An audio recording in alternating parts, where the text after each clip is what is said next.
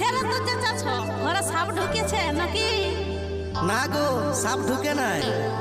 তবে তবে কাঠ বড় মুরগিটা বেহান এসেছে, লাল শাড়িটা পরে বেহান হেভি দেখাচ্ছে। এগো এমন কথা বলতে তোমার লাজ লাগি নাইছে? বুড়া ছোট বাংলা ছ বুঝা লই যাচ্ছে।